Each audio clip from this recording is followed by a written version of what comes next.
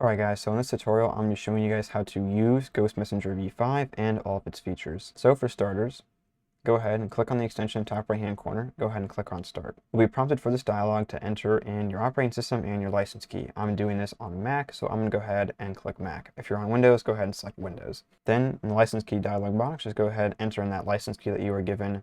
Go ahead and check your email for that. It may be in your spam folder, so go ahead and give that a look. Then click on the validate license key button. Now, if you get a dialog that pops up saying it was unable to validate your license key, then what you're going to want to do is click on the click here to reset your license key button. I'll take you to a website where you can reset your license key.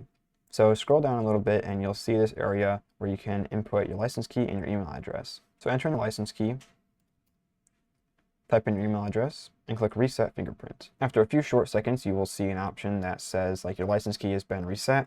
However, I've already reset this for the day, so I could show you guys how to use this in kind of like this tutorial. So for me, it says I can only reset it once every 2 days, but for you guys, it would say like this has been completed successfully. Then click on the Validate License Key button. Then after a few short seconds, you should see a dialog that says license validated successfully. You can now use the script. Go ahead and click on OK. Now you'll be taken to this settings menu. I'm just going to change it back to purple real quick because that's what the default theme will be like for you when you run it. So we're going to start going left to right, starting from the top here. In the top left hand corner, you're going to see this bell icon.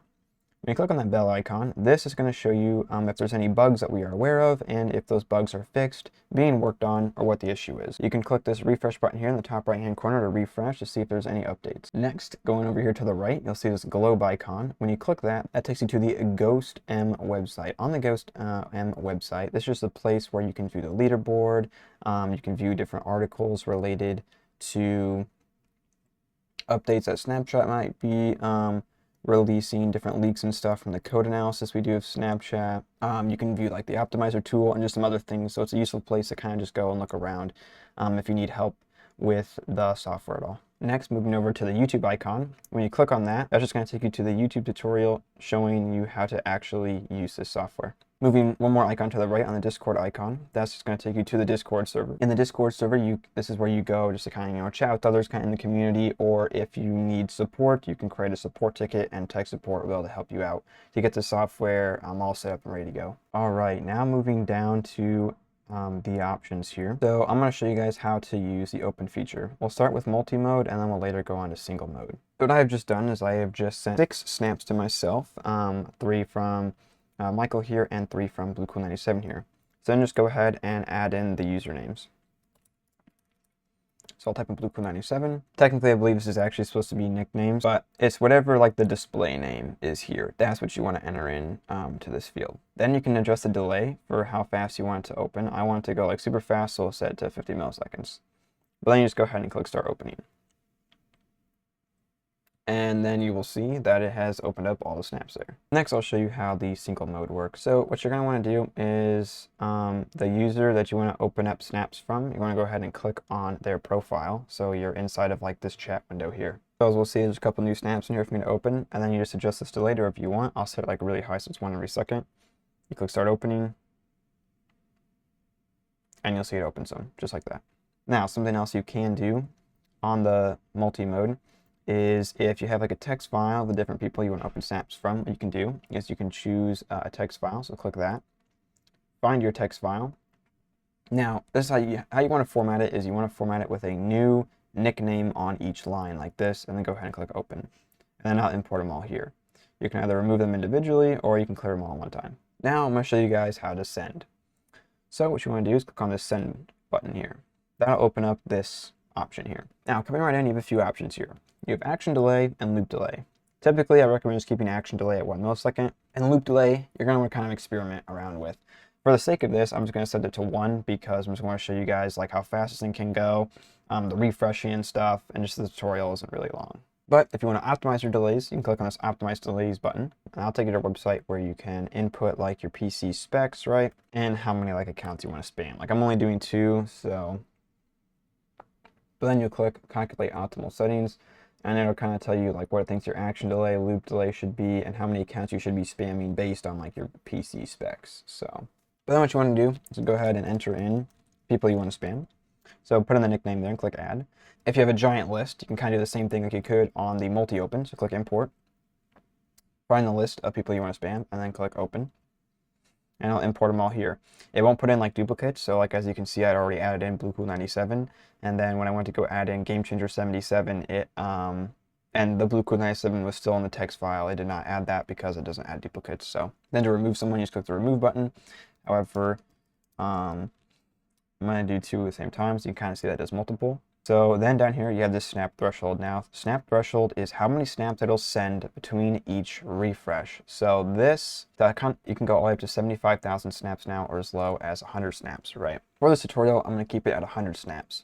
Now for you, what you want to do is you want to find, you're going to have to mess around with this, right? Like I can't help you guys optimize it all the time. You can't be making tickets all the time on how to optimize this thing. You have to kind of figure it out for yourself based on your PC specs. Like we can give you tips here and there, but we're not going to be able to help you fully optimize this and spend, like 30 minutes helping you optimize it. So what I usually do is I find a threshold where just before Snap starts sending like really slowly because Snapchat's getting laggy, and just before like your computer is crashing because you don't have enough RAM to like run the software and send that many snaps, I kind of like to set the threshold there. So let's say you had it at like 39,000, but your PC is crashing, it's running really slow, right? You're going to want to then move that down a bit until you get to a point where it's still sending really fast and you're not maxing out your RAM, right? To prevent your browser from crashing. However, I'm just going to keep it at 100 so I can show you guys that this is working. So then I'm going to tell you guys about the schedule mode. So on schedule mode, what this is you get to decide when it's going to start and when it's going to stop. So you select the date. So, you would select the date and the time it's going to start. Now it has to be something set in the future, right? So I could set to like 12:39 or something like that. Then you can either pick a date and time that it will stop at, same kind of concept. You select the date and you select the time. Obviously, this date's going to have to be later than the date the date and time you select there. Or if you just want to go until it's reached a certain number of snaps sent, you click stop at snap counter, and then you enter in how many snaps you want to send before it'll stop. But then you just click set schedule, and then you will wait for this time to hit, and then once it does, it'll start and stop at the desired time. Then below that, you have this performance mode button. When you click that, it just unloads certain things. So that way it'll kind of run faster and there's not as much stuff taking up resources on your computer. So your browser is less likely to crash and you might be able to have this snap threshold a little higher. Now to enable it, you either have to click like right here on the text, or you have to click directly on this checkbox. So you can't click into this blank space there right now. But then what you do is you can just go ahead and click on start. Now you can either click the start button manually or you can click the hotkey, which is currently F2. That's what it defaults at. So I'm just going to kind of show you guys me clicking F2 and just getting it started.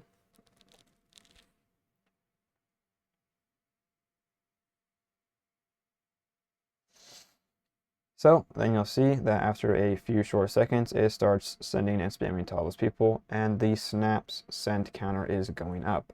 Once this hits 100 snaps sent, it will refresh the page and save all your settings and start again.